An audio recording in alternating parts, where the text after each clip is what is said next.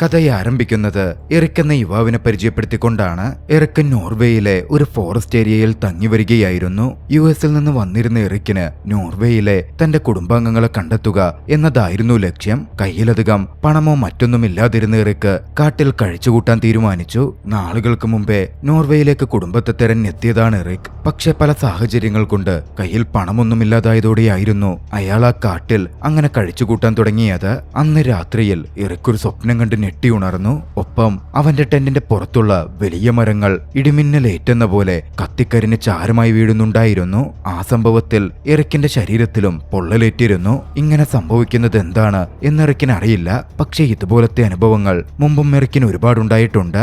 Eric അടുത്ത ദിവസം ടൗണിലേക്ക് ഇറങ്ങി. കാലിൽ പൊള്ളലേറ്റ ഭാഗത്ത് മരുന്ന് വെക്കണം. എറിക്കിന്റെ കയ്യിലാണെങ്കിൽ പണവുമില്ല.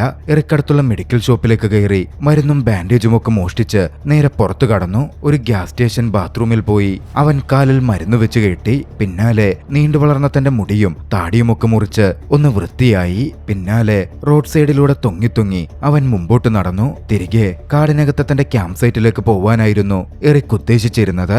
ആ സമയമാണ് അതുവഴി കൗമാരപ്രായക്കാരായ ഒരു സംഘം പയ്യന്മാരുടെ സംഘം കാറിൽ വന്നത്.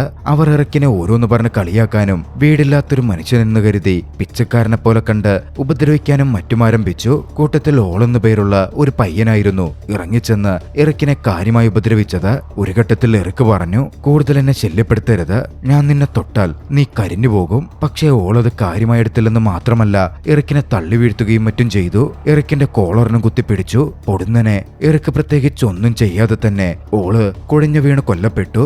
ആ സംഭവത്തിന്റെ പേരിൽ ബസ് സ്റ്റോപ്പിൽ നിൽക്കുമ്പോൾ ലോക്കൽ പോലീസ് എറിക്കിനെ അറസ്റ്റ് ചെയ്തു. പോലീസുകാർ ചോദ്യം ചെയ്തിട്ടും എറിക്കൊന്നും സംസാരിക്കുന്നുണ്ടായിരുന്നില്ല.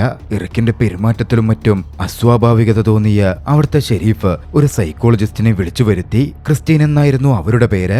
ക്രിസ്റ്റീൻ ചോദ്യം ചെയ്തപ്പോ താനോളിനെ കൊന്നിട്ടില്ല എന്നായിരുന്നു എറിക് പറഞ്ഞത്. പിന്നാലെ അവനൊരു കാര്യം കൂടി വ്യക്തമാക്കി, എന്നെ ഉപദ്രവിക്കരുതെന്ന് ഞാൻ ആ പയ്യനോട് പറഞ്ഞതാണ്. അവന് സംഭവിച്ചത് എന്റെ നിയന്ത്രണത്തിലില്ലാത്ത കാര്യമായിരുന്നു. അത് കേട്ട് ക്രിസ്റ്റീനും അതെല്ലാം മറുവശത്തിരുന്ന് കേൾക്കുന്നുണ്ടായിരുന്ന ഹെൻറിക് എന്ന അവിടുത്തെ ഷെരീഫും എറിക്കിന്റെ വാക്കുകളെ അങ്ങനെ തന്നെ വിശ്വസിക്കാൻ ഒരുക്കമായിരുന്നില്ല. തുടർന്നുള്ള അന്വേഷണത്തിലും മറ്റുമായി ക്രിസ്റ്റീനും ഹെൻറിക്കിനും മറ്റു ചില കാര്യങ്ങൾ കൂടി വ്യക്തമായി. നോർവീജിയൻ പശ്ചാത്തലമുള്ള ഒരു അമേരിക്കൻ സിറ്റിസനാണ് എറിക്. മാത്രമല്ല 3 കൊല്ലം മുമ്പ് അവിടുത്തെ ഒരു ഫാമിൽ വലിയ തീപിടുത്തത്തിൽ ഒരു അപകടം നടന്നിരുന്നു. 5ഓളം ആളുകൾ കൊല്ലപ്പെടുകയും ചെയ്തു. അന്നതിൽ പ്രൈം സസ്പെക്റ്റായി പോലീസ് വിലയിരുത്തിയിരുന്നത് എറിക്കിനെയായിരുന്നു. പിന്നീട് കാണാതായ എറിക്കിനെ ഇപ്പോഴാണ് പോലീസിന് കണ്ടുകിട്ടുന്നത്. ക്രിസ്റ്റ്യൻ എറിക്കിനെ സമാധാനിപ്പിച്ചിരുത്തി സംസാരിക്കാൻ തുടങ്ങി. എറിക്കിന് അതേ നോർവേയിൽ ഒരുപാട് ബന്ധുക്കളുണ്ട്, അവരുടെ പരമ്പരകളുണ്ട് എന്ന കാര്യം ക്രിസ്റ്റ്യൻ എറിക്കിനോട് പറഞ്ഞു. എറിക് കൂടുതൽ കംഫോർട്ടബിൾ ആവാനും നന്നായി സംസാരിക്കാനും വേണ്ടി ക്രിസ്റ്റ്യൻ എറിക്കിന്റെ കൈവിലങ്ങുകൾ അഴിച്ചുമാറ്റി. 3 കൊല്ലം മുമ്പ് നടന്ന ആ ഫയർ ആക്സിഡന്റിനെ പറ്റി എറിക്കിനോട് ക്രിസ്റ്റ്യൻ സംസാരിച്ചു. അന്ന് കൊല്ലപ്പെട്ടവരിൽ എല്ലാവരും തന്നെ എറിക്കിന്റെ ബന്ധുക്കളായിരുന്നു എന്ന് ക്രിസ്റ്റ്യൻ പറഞ്ഞു. ക്രിസ്റ്റ്യന്റെ ആ ഓർമ്മപ്പെടുത്തൽ പഴയ സംഭവങ്ങളെപ്പറ്റി എറിക്കിനെ വീണ്ടും ഓർമ്മിപ്പിച്ചിരുന്നു. കുറ്റബോധത്താൽ നിറഞ്ഞ എറിക് വല്ലാതെ കഷ്ടപ്പെടാൻ ആരംഭിച്ചു. താൻ തന്നെയാണ് തന്റെ ബന്ധുക്കളെ കൊന്നതെന്നും അവരുടെ മരണത്തിന് കാരണം താനാണെന്നും ഓളിന്റെ മരണത്തിന് കാരണം താനാണ് എന്നും ആ സമയം എറിക് ഏറ്റു പറഞ്ഞു. എന്താണ് ശരിക്കും നടക്കുന്നത് എന്നെറിക്കിന് അവരെ പറഞ്ഞ് വിശ്വസിപ്പിക്കണമായിരുന്നു. എറിക് അതിനുവേണ്ടി ശ്രമിക്കാൻ തുടങ്ങി. ആ സമയം ക്രിസ്റ്റ്യന്റെ മുടികൾ സ്റ്റാറ്റിക്കലി ചാർജായി ആകാശത്തേക്ക് ഉയരാൻ ആരംഭിച്ചിരുന്നു. അവിടെ മുമ്പിലിരുന്ന വെള്ളം തന്റെ കൈകൊണ്ട് വായുവിലേക്ക് ഉയർത്തി തന്റെ ശക്തികൾ എറിക് അവർക്ക് മുമ്പിൽ പ്രകടമാക്കുകയും ചെയ്തു. കുറ്റബോധത്താൽ ഏറെ നീറിയ എറിക് പെട്ടെന്ന് വല്ലാതായി. അവന്റെ ഉള്ളിൽ എന്തോ രോഷം തിളച്ചു.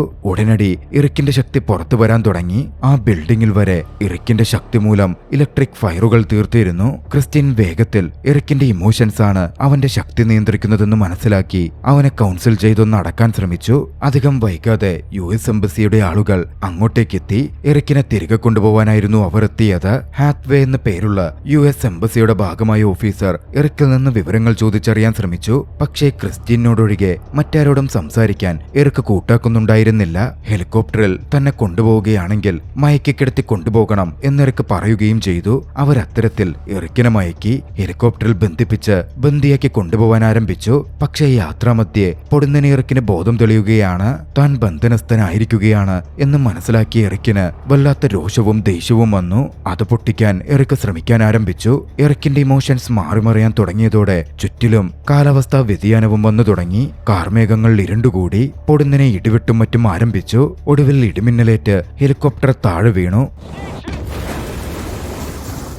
നേരെ കടലിലേക്ക് പതിച്ചു. ഹെലികോപ്റ്ററിനകത്തേക്ക് വെള്ളം ഇരച്ചു കയറി. അപ്പോഴാണ് എറിക്കിനൊരു കാര്യം കൂടി വ്യക്തമാകുന്നത്. എറിക്കിന് വെള്ളത്തിലും ശ്വസിക്കാൻ സാധിക്കുന്നു. എറിക്ക് തന്റെ ശക്തി ഉപയോഗിച്ച് കയ്യിലുണ്ടായിരുന്ന വിലങ്ങുകൾ പൊട്ടിച്ചു. പിന്നാലെ അവിടെ നിന്ന് പുറത്തു കടന്നു. രക്ഷപ്പെടുന്ന സമയത്ത് ഒരാളെയെങ്കിലും രക്ഷിക്കണം എന്ന് തോന്നിയ എറിക്ക് ഹാത്വേയെയും തന്റെ കൂടെ രക്ഷപ്പെടുത്തി തീരത്തേക്ക് എത്തിച്ചേരുന്നു. പിന്നാലെ എറിക്ക് അവിടെ നിന്ന് പോന്നു. ഇതേസമയം കൊല്ലപ്പെട്ട പയ്യൻ ഓളിന്റെ കുടുംബം ഹെലികോപ്റ്റർ അപകടത്തിൽ എറിക്ക് രക്ഷപ്പെട്ടു എന്ന വിവരം കേട്ടതും വല്ലാതെ ദേഷ്യത്തിലായി കഴിഞ്ഞിരുന്നു. ഓളിന്റെ അച്ഛൻ ജോണിന് തന്റെ മകനെ കൊന്നവൻ അങ്ങനെ സുരക്ഷിതമായി ചുറ്റി നടക്കുന്നു, രക്ഷപ്പെട്ടു പോകുന്നു എന്നത് അംഗീകരിക്കാൻ പറ്റുന്നുണ്ടായിരുന്നില്ല. കാര്യങ്ങൾ സ്വന്തം കയ്യിലേക്കെടുത്ത് എറിക്കിനെ വകവരുത്താൻ അയാൾ തീരുമാനിച്ചു.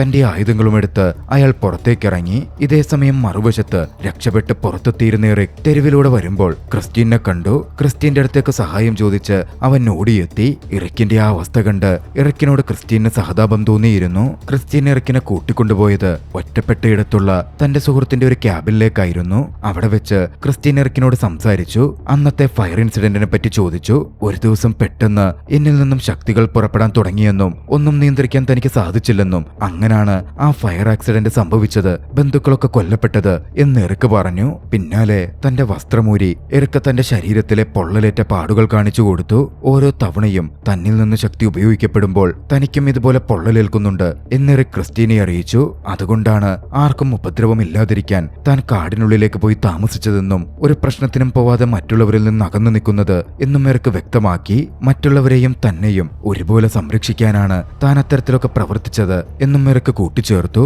എറിക്ക് ഒരു മോശം മനുഷ്യനല്ല എന്ന് ക്രിസ്റ്റീൻ ആ സമയം തിരിച്ചറിയുന്നുണ്ടായിരുന്നു. എറിക്ക് കുറച്ചു കഴിഞ്ഞ് അവിടെ കിടന്നുറങ്ങാൻ തുടങ്ങി. അവൻ റെസ്റ്റ് എടുക്കുമ്പോൾ അവന്റെ ചുറ്റിലുമുള്ള ചെറിയ ചെടികളൊക്കെ വളരെ പെട്ടെന്ന് വളരുന്നത് ക്രിസ്റ്റീൻ നോക്കിക്കണ്ടു. എറിക്കിന് കാലാവസ്ഥ നിയന്ത്രിക്കാനുള്ള കഴിവുണ്ട് എന്ന് ക്രിസ്റ്റീൻ മനസ്സിലാക്കുകയായിരുന്നു. ഇതേസമയം ഹാത്വേ ആശുപത്രിയിൽ എത്തിക്കപ്പെട്ടിരുന്നു. സുഖപ്പെട്ട ഹാത്വേ പോലീസ് ഓഫീസറുമായി സംസാരിച്ചു. എറിക്കിന് കാലാവസ്ഥ നിയന്ത്രിക്കാൻ പറ്റുമെന്നും അത്തരത്തിൽ എറിക്ക് ഹെലികോപ്റ്റർ അപകടത്തിൽപ്പെടുത്തി രക്ഷപ്പെട്ടതാണെന്നും അവനെ പിടികൂടണം എന്നും ഹാത്വേ പറഞ്ഞു. മറുവശത്ത് ക്രിസ്റ്റീൻ ആലോചിക്കുകയായിരുന്നു. ക്രിസ്റ്റീന് എറിക്കിനെ അങ്ങനെ പോലീസിന് വിട്ടുകൊടുക്കാൻ മനസ്സ് വന്നില്ല. എന്തുകൊണ്ടായിരിക്കും എറിക്കിനെ ശക്തികൾ വരുന്നത്? അതവന് നിയന്ത്രിക്കാൻ പറ്റാത്തത് എന്തുകൊണ്ടായിരിക്കും? ഈ കാര്യങ്ങളൊക്കെ മനസ്സിലാക്കണം എന്ന് ക്രിസ്റ്റീൻ തീരുമാനിച്ചു. എല്ലാത്തിനും തുടക്കം കുറിച്ച് ആദ്യത്തെ ഫയർ ആക്സിഡന്റ് നടന്ന ആ ഫാം ഹൗസിലേക്ക് തന്നെ പോവാനായിരുന്നു ക്രിസ്റ്റീൻ തീരുമാനിച്ചത്. എറിക്കിനെയും കൂട്ടിക്കൊണ്ട് തന്റെ കാറിൽ ക്രിസ്റ്റീൻ ഫാം ഹൗസിലേക്ക് പുറപ്പെട്ടു. ഇതേസമയം ലോക്കൽ പോലീസ് ക്രിസ്റ്റീൻ എറിക്കിന്റെ കൂടെയുണ്ടെന്ന് മനസ്സിലാക്കി ക്രിസ്റ്റീനെ കോണ്ടാക്ട് ചെയ്തെങ്കിലും എറിക്കിനെ പറ്റി വിവരം കൊടുക്കാൻ ക്രിസ്റ്റീൻ തയ്യാറായിരുന്നില്ല.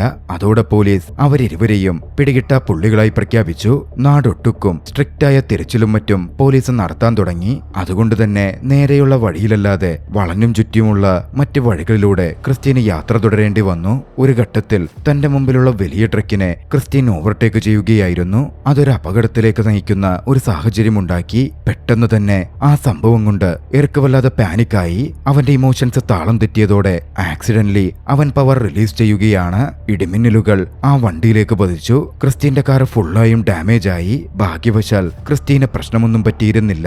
എറിക്കിനും പിന്നാലെ വന്ന ട്രക്ക് ഡ്രൈവർ അവരിരുവർക്കും ലിഫ്റ്റ് കൊടുത്തു. അധികം വൈകാതെ റോഡിന് നടുവിൽ ബ്രേക്ക് ഡൗൺ ആയ ക്രിസ്റ്റീന്റെ കാർ ഹാത്വേയും ഹെൻറിക്കും കണ്ടെത്തുകയാണ്. അതുവഴി അവർ സഞ്ചാരം തുടർന്നിരിക്കാം എന്നവർ കണക്കുകൂട്ടി. മുമ്പിലേക്കാണ് അവർ പോയിരിക്കാൻ സാധ്യതയെങ്കിൽ അവരെ ഹാർഡേഞ്ചർ പാലത്തിൽ വെച്ച് വട്ടമിട്ട് പിടികൂടാം എന്ന് ഹാത്വേ പറഞ്ഞു. അങ്ങനെ അവർ പോകുന്ന ട്രക്കിൽ എറിക്കും ക്രിസ്റ്റീനും പാലത്തിലേക്ക് കടന്നു. പാലത്തിന്റെ മറുവശം പോലീസ് സംഘം റോഡ് ബ്ലോക്കുമായി നിൽക്കുന്നുണ്ട് എന്നവർ മറുവശത്ത് നിന്നും നോക്കിക്കണ്ടിരുന്നു. ഇനി വേറെ വഴിയില്ലെന്ന് കണ്ടതും ക്രിസ്റ്റീൻ ഉപദ്രവമൊന്നും ഉണ്ടാവാതിരിക്കാൻ കീഴടങ്ങുവാൻ വേണ്ടി എറിക്ക് തീരുമാനിച്ചു. എറിക്ക് ട്രക്കിൽ നിന്നിറങ്ങി പുറത്തേക്ക് നിന്നു. പിന്നാലെ പോലീസുകാർ അങ്ങോട്ടേക്ക് വരാൻ തുടങ്ങി. പോലീസുകാർ വന്നതും അവരോട് സംസാരിക്കാൻ ക്രിസ്റ്റീൻ മുന്നിട്ട് ചെന്നിരുന്നു. പക്ഷെ ഒരു പോലീസുകാരൻ ക്രിസ്റ്റീനെ ഉപദ്രവിച്ചു. അത് കണ്ടതും എറിക്കിന്റെ നിയന്ത്രണം വിട്ടു. എറിക്ക് രോഷാകുലനായതോടെ അവിടെ മുഴുവൻ വലിയ തോതിൽ ഇടിമിന്നലുണ്ടായി. ഇടിമിന്നൽ പാലത്തിലേക്കും വീണു.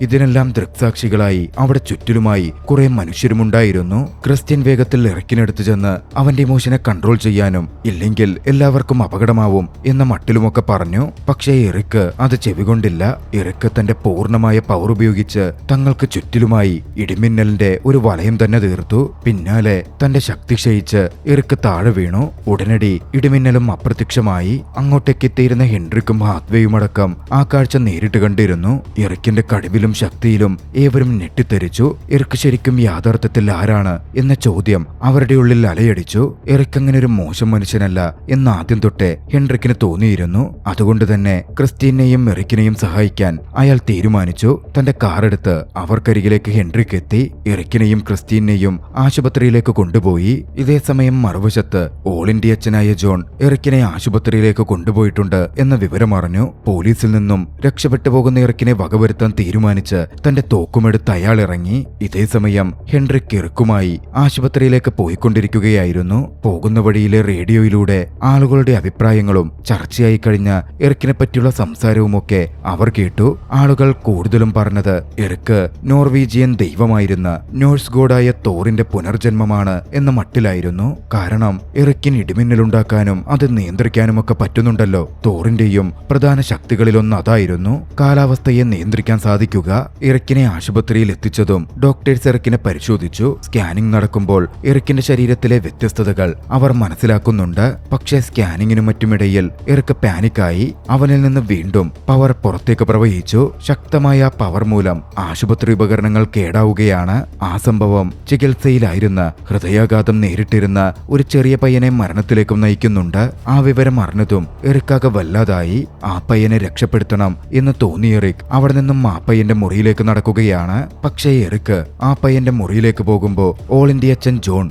തോക്കുമായി എറിക്കിന്റെ മുന്നിലേക്ക് വന്നു. തന്റെ മകനെ കൊന്നതിന് എറിക്കിനെ കൊല്ലുമെന്ന് പറഞ്ഞായിരുന്നു വരവ്. എറിക്ക് ദേഷ്യപ്പെട്ടില്ല. എറിക്ക് ഓളിന്റെ മരണത്തിന് ജോണിനോട് ക്ഷമ ചോദിച്ചു. നിങ്ങളുടെ കൈകൊണ്ട് കൊല്ലപ്പെടാനാണെങ്കിൽ ആ വിധി താൻ സ്വീകരിക്കുന്നു എന്നും പറഞ്ഞു. പക്ഷേ അതിനു മുമ്പ് ഹൃദയാഘാതം നേരിട്ടൊരു കുട്ടി അവിടെയുണ്ട്. ആ കുട്ടിയെ രക്ഷപ്പെടുത്താൻ ഒരുപക്ഷെ എനിക്ക് കഴിഞ്ഞേക്കും. എന്നെ അതിന് അനുവദിക്കണം എന്നെറിക്ക് ആവശ്യപ്പെട്ടു. എറിക്ക് ഒരു കുട്ടിയുടെ ജീവൻ രക്ഷിക്കാനാണ് പോകുന്നത് എന്ന് കണ്ടതും ജോൺ അവന് സമയം അനുവദിച്ചു. തന്റെ തോക്ക് താഴ്ത്തി എറിക്ക് ആ കുട്ടിയുടെ മുറിയിലേക്ക് കടന്നു ചെന്നു. കുട്ടിയുടെ ഹൃദയഭാഗത്ത് കൈവച്ച് തന്റെ ശക്തി അവനിലേക്ക് പായിച്ചു. അതിശയമെന്ന് പറയട്ടെ, ആ കുട്ടി കൺതുറന്നു. ആ കാഴ്ച ജോണും നോക്കിക്കണ്ടിരുന്നു. അതോടെ എറിക് ഒരിക്കലും ഒരു ക്രൂരനായ വ്യക്തിയൊന്നുമല്ല, മനഃപൂർവ്വമാവില്ല തന്റെ മകനെ കൊന്നത് എന്ന് ജോൺ മനസ്സിലാക്കുകയാണ്. ഹെൻറിക്കും ആ കാഴ്ച നേരിട്ട് കണ്ട് എറിക്കിനെ പറ്റി കൂടുതൽ മനസ്സിലാക്കിയിരുന്നു. എറിക് ഒരിക്കലും ഒരു മോശം മനുഷ്യനല്ല എന്ന് മനസ്സിലായതും എറിക്കിനെ സഹായിക്കാൻ അവർ തീരുമാനിച്ചു. എറിക് ആദ്യം ആരാണ്, എന്താണ്, എറിക്കിന് എങ്ങനെയാണ് ഇത്തരം ശക്തികൾ കിട്ടിയത് എന്നറിയുകയായിരുന്നു അവരുടെ ആദ്യ ശ്രമം. എറിക്കിനും അത് മനസ്സിലാക്കണമായിരുന്നു. പിന്നാലെ ഹെൻറിക് എറിക്കിനെയും ക്രിസ്റ്റീനെയും പണ്ട് കത്തുപിടിച്ച് നശിച്ച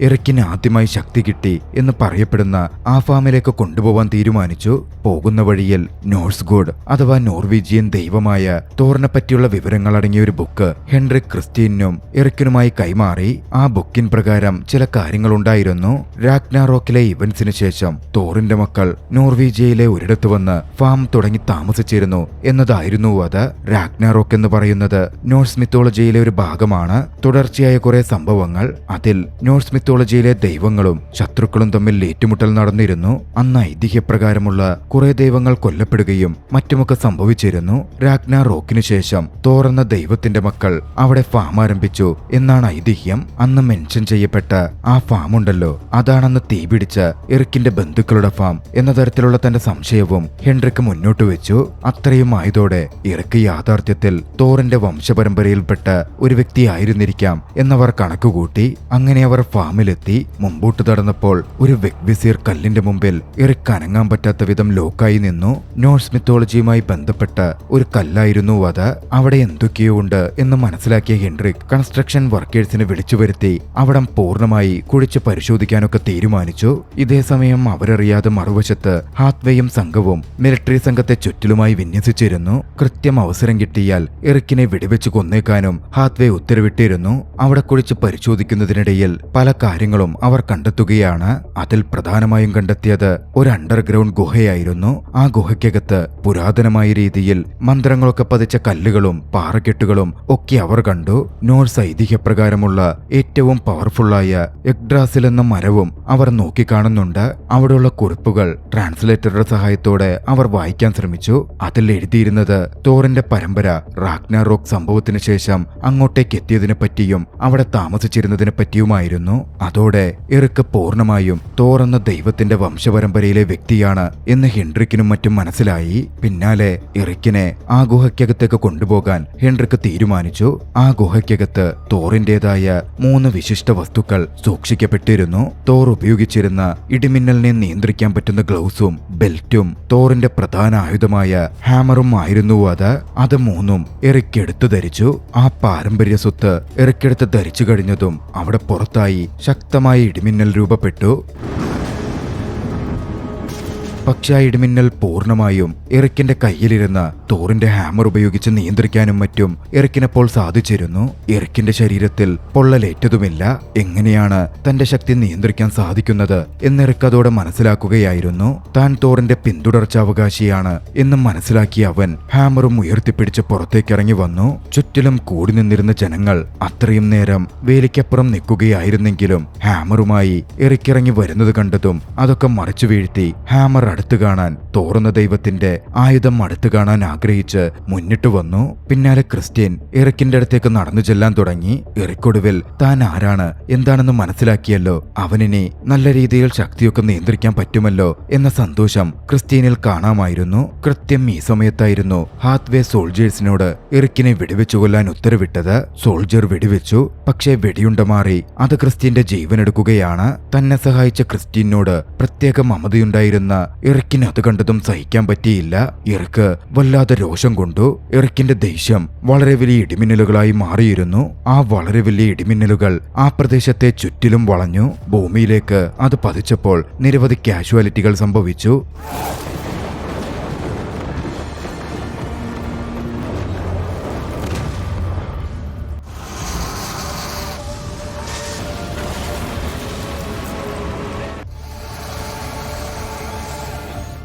ഒരുപാട് ആളുകൾ കൊല്ലപ്പെടുകയും പരിക്കേൽക്കുകയും ചെയ്തു. എറിക്കപ്പോഴും രോഷം കൊണ്ട് വിറച്ചു നിൽക്കുകയായിരുന്നു. സിനിമ അവസാനിക്കുന്നത് ഒരു വാർത്തയോടെയാണ്. ആ സംഭവത്തിന് ശേഷം തോറിനെ ആരാധിക്കുന്ന ഒരു മതവിഭാഗം ഉടലെടുത്തിരുന്നു. എറിക്കാകട്ടെ തീവ്രവാദി എന്ന പേരിൽ മുദ്രകുത്തപ്പെട്ടു. പിടികിട്ട പുള്ളിയായി എറിക്കിനെ പ്രഖ്യാപിച്ചിരിക്കുകയാണ്. ആ ദൃശ്യങ്ങളോടെ ചലച്ചിത്രം അവസാനിക്കുന്നു. നിങ്ങൾക്ക് ഈ കഥ ഇഷ്ടമായെങ്കിൽ വീഡിയോ ലൈക്ക് ചെയ്യുക. അഭിപ്രായങ്ങളും നിർദ്ദേശങ്ങളും കമന്റുകളിൽ രേഖപ്പെടുത്തുക. കഴിയുമെങ്കിൽ ചാനൽ സബ്സ്ക്രൈബ് ചെയ്തും കൂട്ടുകാർക്ക് ഷെയർ ചെയ്തു കൊടുത്തും ഞങ്ങളെ സപ്പോർട്ട് ചെയ്യുക. അടുത്ത എപ്പിസോഡിൽ മറ്റൊരു മികച്ച ചലച്ചിത്രവുമായി നമുക്ക് കണ്ടുമുട്ടാം. അതുവരെ ബൈ.